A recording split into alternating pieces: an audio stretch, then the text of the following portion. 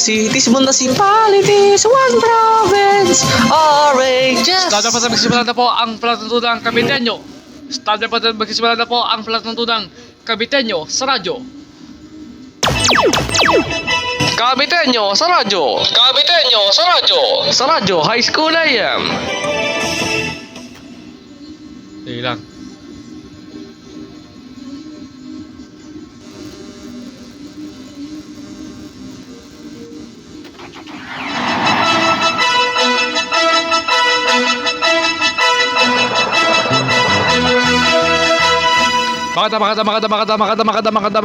Magandang hapon po. Kayo po inikinig na sa balat ng tunang Kabitenyo sa radyo High School AM. Ngayon ay araw ng Miyerkules, ikalabing siyam ng Abril taon 2025. Ito ang inyong lingkod, Arkin Juan David Kawayaon. Sa malkas din sa radyo Binakaya na Yebat DCSE State Radio 1206. Narito na ang mga headlines mula sa Cavite. Mga kabalitaan, heat index sa Cavite, pumalo na sa 43 degrees Celsius ngayong araw, Abril 9. Matinding init ang naranasan sa Cavite, partikular sa Sangli Point, Cavite City ngayong hapon, kung saan pumalo ang heat index sa 43 degrees Celsius.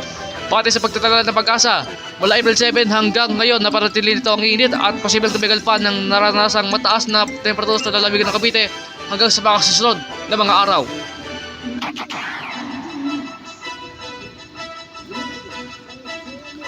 At sa kabilang ng naranasang init ng panahon, karaniwang sakit na nakukuha ngayong tag-init, paano nga ba may iwasan? Patuloy ang pagtindi ng init ng panahon sa buong bansa at sabay ng matinding init ng araw, dumarami rin ang mga sakit sa nakaraniwan nating nakukuha tuwing tag-init.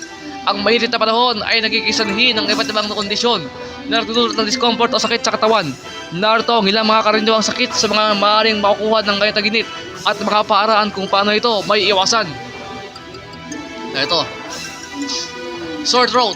Ang sore throat o ang panalakit ng lalamunan ay isa sa mga karaniwang sakit na naranasan tuwing tag-init tulad ng matinding init na panahon at palagi ang pag-inom ng malalamig na inumin.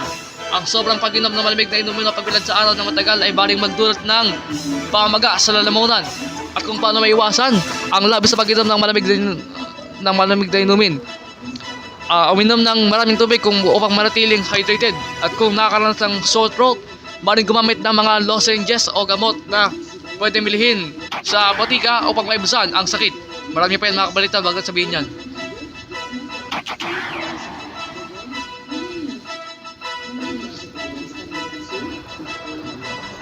Samantala sa mga balita, grabe talaga, total na Kibuloy na naman. Ilang mga Kabitenyo nagbago umano ang pananaw kay Pastor Kibuloy, sumaludo dahil umano sa kabutihan at kabaitan.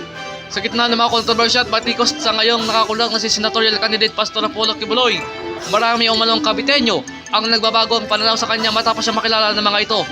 Sa isang town hall meeting sa Barangay Malino 2 sa Bacoor, Cavite, personal na narinig ng mga residente ang panig ni Pastor Apollo. Huwag narinig iboto yan! Huwag niyo iboto yan dahil maraming kontrobersya. Grabe talaga yan.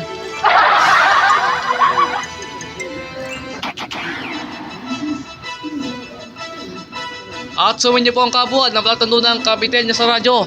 Mga balita mula sa loob at labas ng Cavite at mga mahalagang issue na tatalakayin sa buong Cavite rin. Ito ang inyong lingkod, Arkin Juan David Kawayaon. Nagpapasalamat po sa inyong pakikinig.